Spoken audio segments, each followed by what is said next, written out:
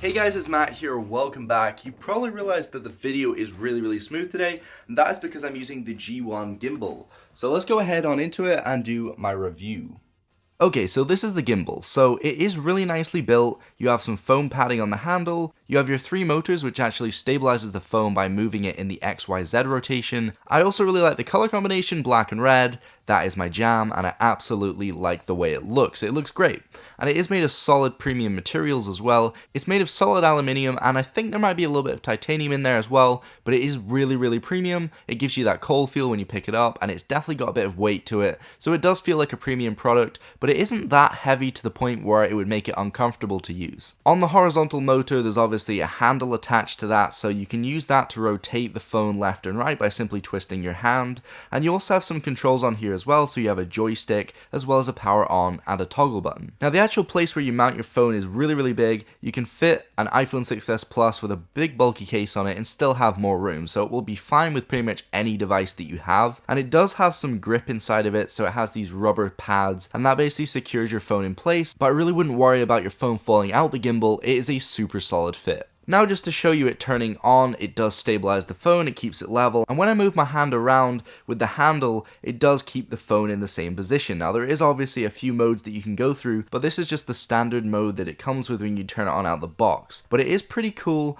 and I absolutely love using it. So there's a few modes. Now the first mode keeps the phone horizontal fixed, so no matter if I move the handle up and down, left and right, whatever, it will keep the phone locked in that sort of fixed position so that it's always filming forwards or whatever direction I've set it in. This is probably the one you're going to mostly use. There's also a mode which actually allows the phone to follow your tilt, so when you move the handle up or down, the phone will actually slowly move that direction. And the third mode is actually really nice because it allows you to use the joystick and the handle to control where the phone looks. So you can move it left and right and up and down, and you can control the tilt and everything like that. But it also keeps it stabilized, so you can still move the handle around, and it just gives you a little bit more control overall of where you're shooting at. And obviously it gives you some really smooth pans as well, which is nice. It's really great for panoramas. Now, if you are wondering, there is a portrait mode. If you simply double click the power button, it will actually rotate the phone into portrait mode, and then you can go ahead and take some smooth Snapchats, or you can go ahead and take a selfie, but you can get some really good shots in portrait and landscape, so it just gives you that little bit of extra functionality. And if the tilt isn't right, you can simply adjust it on the joystick.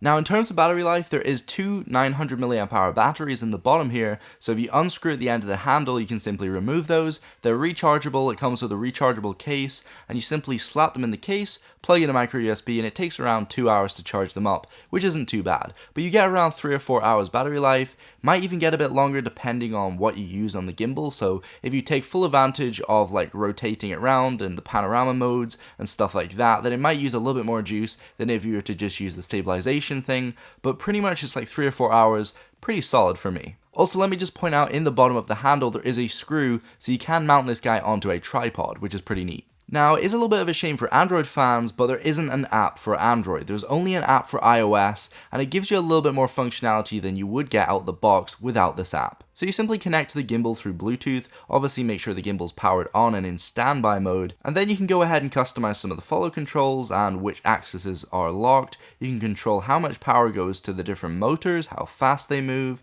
You can also calibrate it in the app as well, but you can't actually do that without the app. It shows you in the instructions. But it just gives you a little bit more customization, and it also gives you a button on the gimbal which allows you to remotely take photos or take videos without actually touching the screen of the phone, because it might cause it to wobble. You want to keep it stable, so you can do it on the handle of the gimbal itself. One of my favorite features is actually the facial tracking mode. So this will actually put a box on your face and it will completely lock on your face, and when you move around, it will actually move the gimbal around to adjust the view of the camera to make sure that you're in frame. This one's really cool if you're doing a presentation, or even if you're just doing a vlog or something like that and you want to make sure that you're inside the frame. And this gimbal's priced around £150 or $180, so you're going to want to protect it, and thankfully they've included a hard case with some padding inside so it does keep it nice and secure, and it also locks the gimbal inside using some straps so it keeps it nice and sturdy, and it also has 2 little clips on it and an included strap, so you can bring this around with you and make sure the gimbal's nice and protected and it's not going to get damaged.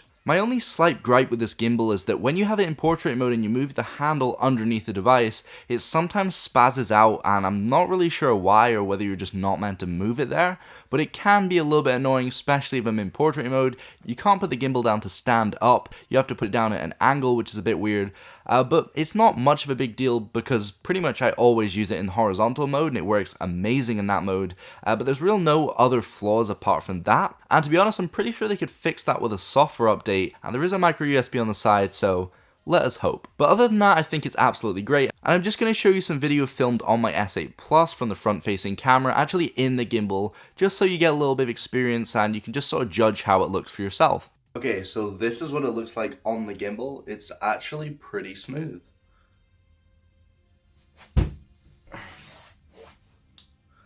But you can move it around quite a bit and it stays quite stable, so especially when I'm walking around, this is going to be pretty good if you're trying to vlog or something like that. And honestly, I would highly recommend it. So, yeah. So now this is a smooth shot that I've actually taken from the S8 Plus camera on the back. So pretty much that's how it looks when you're walking around. You know, I'm not purposely trying to make it smooth or anything like that. I'm actually just walking around holding it. And I'm going to show you going up the stairs as well, because sometimes that can be quite jumpy. It can bump around a lot and make your video look a mess, but honestly it didn't look too bad in this. With this gimbal, it can make it look quite smooth, and honestly I think it looks really good, especially for the price. Some of these gimbals are way up in the hundreds, $300 or $400, so really you can't go wrong. Anyway guys, that's pretty much it. I hope you enjoyed my review. If you have any questions or anything like that, leave them down below, but thank you so much for watching, and peace out.